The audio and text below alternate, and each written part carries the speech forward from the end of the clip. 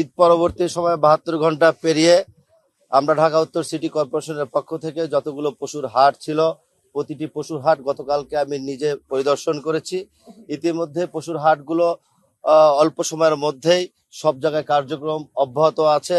যে ফ্রেমগুলো ছিল বাঁশের, সেগুলি অলরেডি অনেকগুলো জায়গায় হয়ে গেছে, আর বাদ বাকিগুলো অলরেডি কাজ চলমান আছে।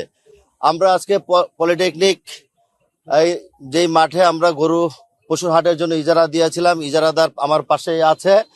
উনি তার উদ্যোগে সিটি কর্পোরেশনের সহযোগিতায় এবং এলাকাবাসীর সহযোগিতায় পশু হাটটিকে এখান থেকে যে বাঁশ খুঁটা ছিল সেটাকে অপসারণ করেছে। অপসারণের পরে সেখানে ব্লিচিং পাউডার সহ পানি দিয়ে রাস্তাঘাট পরিষ্কার করে ক্লিন করে রেখেছে।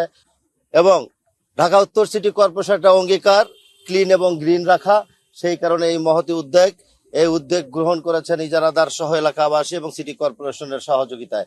সেই কারণে আমরা পরিষ্কার করে এখানে সবুজায়ন করার জন্য আজকে মাঠ এবং মাঠের আশেপাশে এবং শিল্পাঞ্চল থানার আওতাধীন যত খালি জায়গাগুলো আছে সেখানে আমরা পর্যায়ক্রমে বৃক্ষরোপণ করব।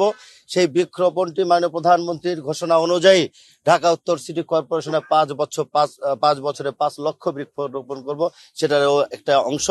এবং কোরবানি পরবর্তী সময়ে একটি ভালো উদ্যোগ যাতে মানুষ সাদরে গ্রহণ করে, সেজন্য তাই এই উদ্যোগগুলো নেওয়া। এবং আপনারা ইতিমধ্যে দেখেছেন ঢাকা উত্তর সিটি কর্পোরেশনের প্রতিটি জায়গায় অলিতে গলিতে আপনাদের সহযোগিতায়, নগরবাসীর সহযোগিতা আমরা ইতিমধ্যে কিন্তু পরিষ্কার পরিচ্ছন্ন করে ফেলেছি ইনশাআল্লাহ। এবং প্রতিদিনের যে বর্জ্য, গৃহায়নের যে বর্জ্য, সেগুলো কিন্তু আমরা এটা রুটিন মাফিক কাজ, সেটি অব্যাহত আছে। আমরা প্রতিদিন মনিটরিং করছি। এমনি ভাবে এই পশুর হাটের মতো অন্যান্য জায়গায় মেট্রো রেলের বিষয় নিয়ে অনেক ধরনের কথাবার্তা চলছে।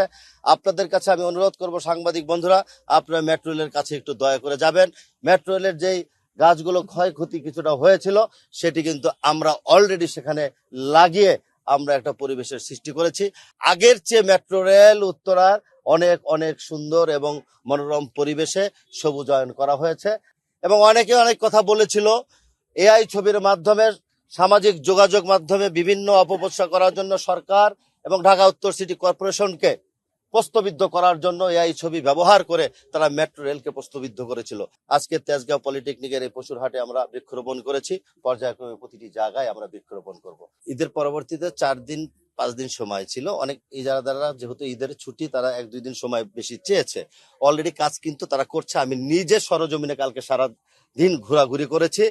যদি কেউ এই জায়গা থেকে সরে এসে ব্যর্থ হয়, তাদের যে জামানতের টাকা আছে সেখানে আমরা আইন অনুযায়ী যে ব্যবস্থা গ্রহণ করার দরকার সেটা করব।